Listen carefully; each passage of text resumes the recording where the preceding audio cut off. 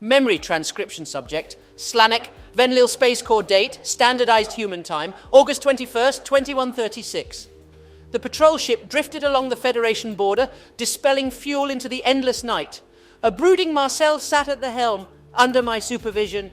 Human pilots had no real-world experience flying ships. Their only insight to interplanetary battles were clumsy simulations back home. Perhaps it was unfair to hurl them into the war out of desperation, as unprepared as they were. I couldn't stop thinking about the results of the experiments and how revolutionary the findings would be when broadcast. Marcel bolted from the lab in a sweat-soaked stupor, and I made a judgment call to give him some time to regain his senses. In his absence, Ilya shared a cumulative AI analysis of all human subjects. A larger sample size was needed to validate the findings, but it was enough to put my mind at ease. We had proof that humans felt empathy. The predators were recorded doing things they claimed to enjoy as a baseline for pleasure, eating sugary snacks, listening to their favorite song, playing games and so on. A variety of other metrics were assessed for comparison, including boredom and anger. Then they were shown videos of the ARCSA torturing our children. Interestingly enough, the regions of their brain that were activated were most similar to the baseline for physical pain, which we determined through finger pricking. Some human participants were so disturbed by the videos that they had to leave the room. That even manifested itself in physical symptoms, such as elevated heart rate and vomiting. Much to my relief, the restraints proved an unnecessary precaution. Venlil's xenobiologists were worried that violent footage might trigger predatory instincts and that humans could experience a lapse in control. They wanted to avoid having to put a Terran subject down if they lashed out. It was best for everyone's safety. My gaze flickered over to Marcel, curiosity brimming in my chest. The human was evidently lost in thought as well. His face was bright red as he cast a smouldering stare at the floorboards. I was worried he was going to rip his own hair out with how he was tugging at the coarse auburn strands. Perhaps I should leave it alone, but I was dying to know his thoughts. "If I may ask, what frightened you about our scientists?" I blurted out. "Did you really think they would hurt you? We don't have the same disposition as you." You're going to laugh, but most of our old myths about aliens, Yes? well, they involve us getting abducted and experimented on. Hey, for all I knew, you were testing how humans react to torture.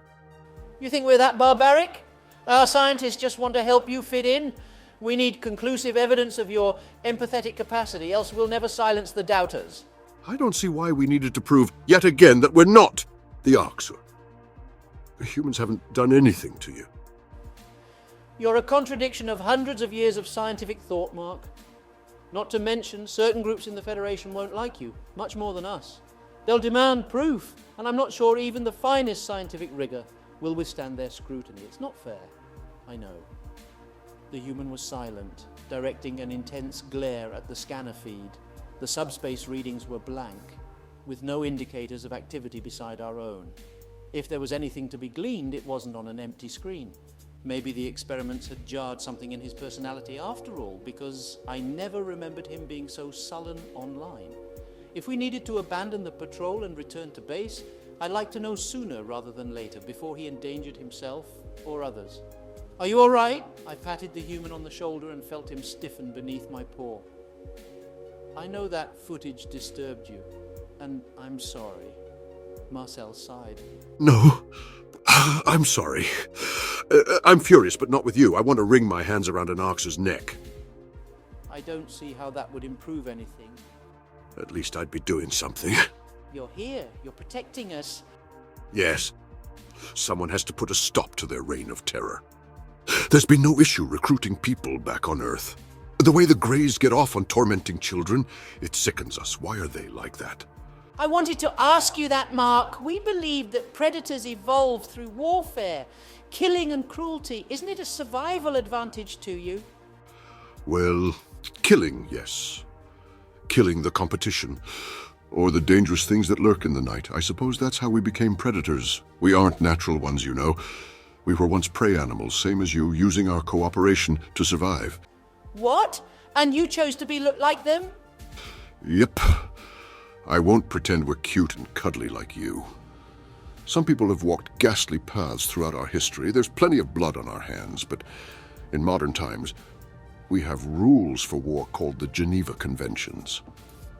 The Arxur's methods are dishonorable and pathetic. And before I could inquire as to the nature of these Geneva Conventions, the shrill alarms blared from the ship's computer.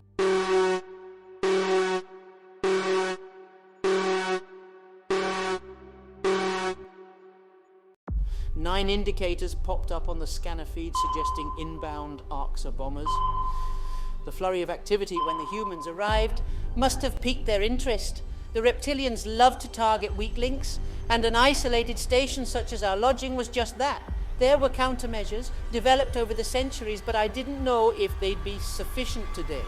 Our onboard AI could map the enemy's trajectory, then time a warp disruptor pulse with that information.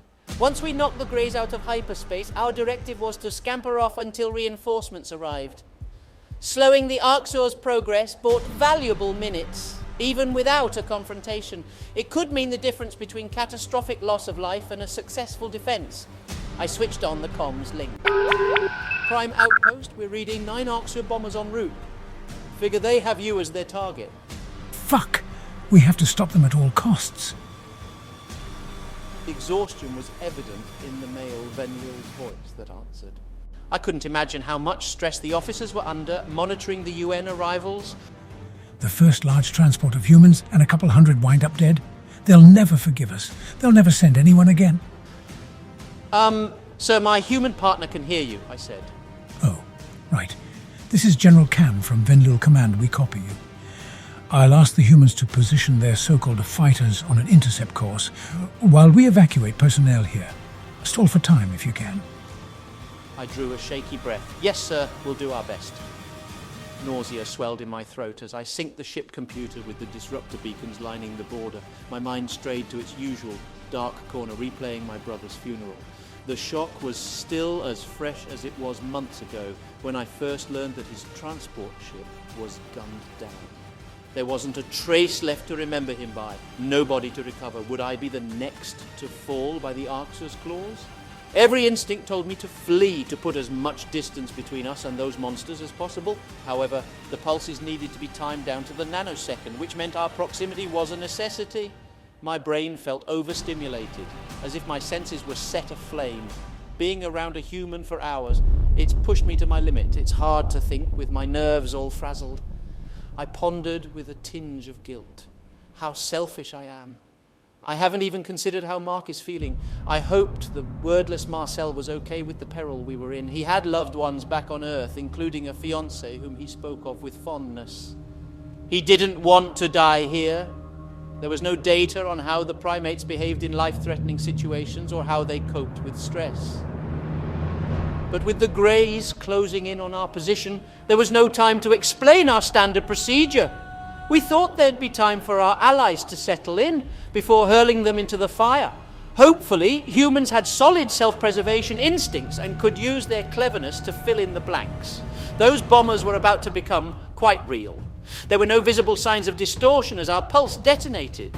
The AI's calculation was silent and flawless. I'd like an FTL disruption to pulling a rug out beneath someone's feet. The warp bubble burst in an instant, plunging the Arxur vessels into real space. No doubt it was disorienting for those hellspawn on board. Watching their angular ships spring forth from nothingness would be a magical sight, if the stakes weren't so dire. The bombers slowed to regain their bearings and to scope out their surroundings. They wished to exact revenge on the prey animal who dared to fight back. It was evident Arxur architects spared no thought for beauty. Plasma railguns jutted out on both flanks, perfect for slinging destructive volleys. Turrets for kinetic weapons dotted the armor in case of a close-range engagement. The curvature of the underbelly provided storage for antimatter missiles. I imagine the Predators relished the terror their constructs instilled. Witnessing their fleet felt like peering into the jaws of death. Hideous ships, huh? I quipped. There was no reply from Marcel. I would suspect he froze in fear if I hadn't seen his hands tighten around the steering column. An uneasy feeling crept into my mind. Every creature handled stress differently, but his behavior was off by a long shot. Come on, Slanik, the Greys are the threat here, I scolded myself, not the human. Knock, knock. Anyone home? I tried to keep my voice playful, but I was desperate to snap the human out of his trance. You do see their ships and realize we're alone? There is safety in numbers. It's time to head back to base. Marcel leaned forward, fangs protruding in a menacing snarl. I noted with abject horror how his eyes dilated and his canines glistened with saliva. If that was an expression of happiness, why was it appearing when our territory was under siege? Mark, we need to flee now. I shook the human on the shoulder, but he shrugged me off. Mark! Shit, man, they definitely spotted us. Marcel! Floor it, I beg you! Eat this, motherfuckers! Marcel roared, disregarding me entirely. The human did floor it to charge in the direction of the Arxer fleet. What? He went berserk. He was so lucid minutes ago. I tried to scream a plea to stop, but it came out as an incoherent yelp. The predator either didn't know how or didn't bother to prime the targeting system. He jammed a clawless finger on the firing trigger, spraying plasma rounds with impunity. The glaring aggression seemed to take the Greys by surprise. It marked a drastic shift from a Venlil's typical flightiness. A few glancing blows struck the lead ship, jolting its pitch. One must have impacted the propulsion system, since its drive plume flickered out. Marcel turned the stream of fire toward the crippled vessel's brethren. Some hits connected at random, though the Arxer seemed more pissed off than wounded. We made a swooping pass across the formation before banking heavily in the direction from which we came. The computer warned me that we had been target locked by all 9 hostiles. Run! I whimpered. Marcel cleared his throat. Yep, good idea. The human pointed the ship in the direction of the Federation border. Why wasn't he trying to return to the outpost? The last remnants of my logical brain suggested that he was trying to lure the Arxer away. I winced as my harness chafed into my neck. Our inertial dampeners were struggling to keep up with our blistering acceleration. Only 2 Arxer ships gave chase while the rest returned to their intended course. They couldn't resist sending someone to hunt a straggler down. I knew the enemy bombers would slowly close the gap with relentless abandon. The optimal way to lose our pursuers was to slip into subspace. But unfortunately, warp required several minutes of stationary preparation. The human signed our death warrant with his stupidity. Our puny ship gunned away from safety with a pair of apex predators in hot pursuit.